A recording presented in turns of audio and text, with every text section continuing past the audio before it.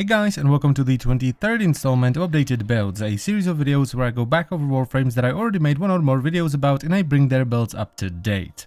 Now today we're going to take a look at Equinox, who has been requested quite a bit recently, and I think it's mainly because he is probably the best focus farming frame in the entire game at the moment. But don't be fooled by that, he's not just a focus farmer, he can do a lot of other stuff as well. So as always, I'm gonna go through all the builds that I use on Equinox and I switch between them based on what I'm doing, and the two builds I have for you today are first of all a focus farmer setup that focuses mostly on rest and rage, and then I have a really cool Maim setup that is probably my favorite sort of press forward to win setup in the game.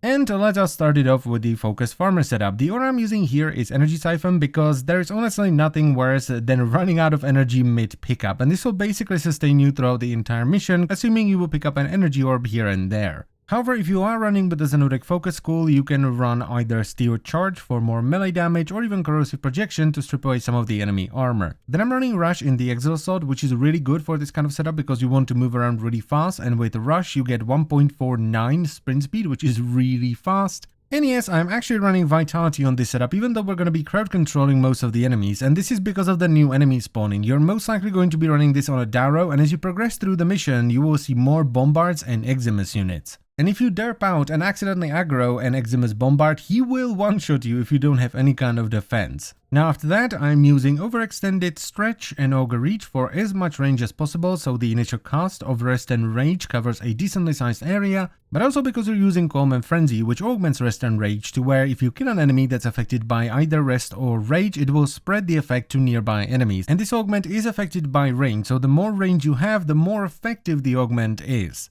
Then to get some efficiency, I'm using Fleeting Expertise that's 2 ranks from the top to save on some duration, and a fully ranked Streamline for 170% efficiency. This makes Rest and Rage super cheap, so you can spam it. And finally, I have Primed Continuity to balance out Fleeting Expertise and get some extra duration. And with this setup, your Rest and Rage will have about 25 seconds as far as duration is concerned, which should be more than enough for you to kill everything. Now if you really want to pimp this build up, I would recommend going for Arcane Fury, which gives your critical hits a 40% chance to increase your melee damage by 120% for 12 seconds, and Arcane Strike, which gives your melee hits a 10% chance to increase your melee attack speed by 40% for 12 seconds.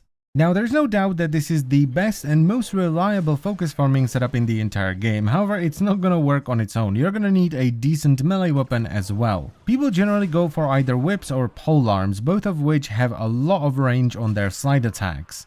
In the footage you're watching right now, I'm using the Guandao polearm and I have primed reach and a riven that adds extra range on top of it. This gives my slide attacks a stupendous amount of range that is very much not necessary to start out. You also do not need Maiming Strike, which a lot of people use as well to guarantee a crit on a slide attack. Because if you have a decent melee weapon, it's gonna one-shot most enemies anyway, because weapons do more damage with a slide attack than with a normal hit. And if an occasional Bombard, or an Eximus Bombard even, breaks your chain because you're not gonna one-shot it, well, it's not the end of the world. It happens. Now, as far as the gameplay is concerned, it is pretty simple. You're basically just running around continuously spamming Rest and Rage wherever you go to crowd control all the enemies that you see. Some people use macros to spam Rest and Rage, but I find that really boring. I would rather play the game myself, so I don't. And please don't be discouraged if you try this out and you're not getting the same focus numbers that you see people get in videos, because people generally pick the best clip to show you that it really works. And it's like, yeah, you're gonna get 150,000 focus with one pickup.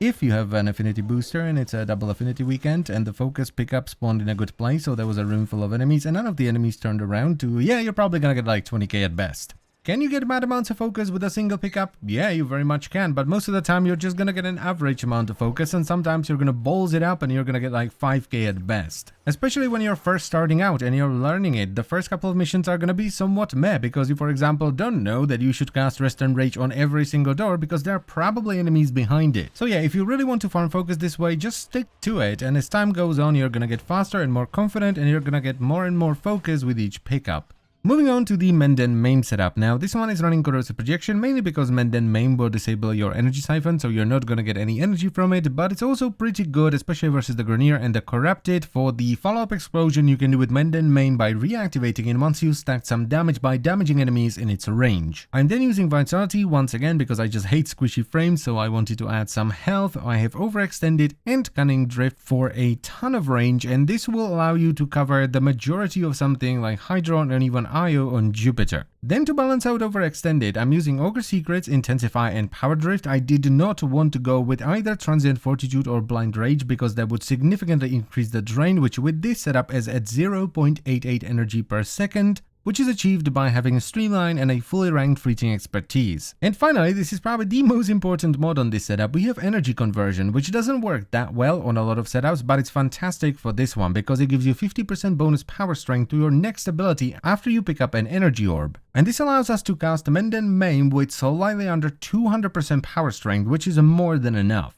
This is all thanks to Pacify and Provoke, so what you want to do with this setup is as soon as you go into the mission, you want to switch into the night phase, which will give you Provoke and Maim. You then want to activate Provoke and Maim and just kill enemies until you get an energy orb. Once you pick up your first energy orb, you want to deactivate Provoke and reactivate it again, which will make it so that you will get 32% power strength instead of 22. And you do not want to deactivate Provoke until the end of the mission. This alone makes it so that your Maim has 141% power strength instead of just 109. However, if you then pick up another energy orb, you will get the energy conversion buff again, and if you deactivate and reactivate Maim, it will now have 191% power strength instead of 109. And this is why, even though we only have 109% power strength on the stat chart, we can do insane amounts of damage without stacking Maim for like an hour, with the added benefit of having mad amounts of range thanks to Overextended and also stupidly high efficiency that will basically make it so that you will never run out of energy.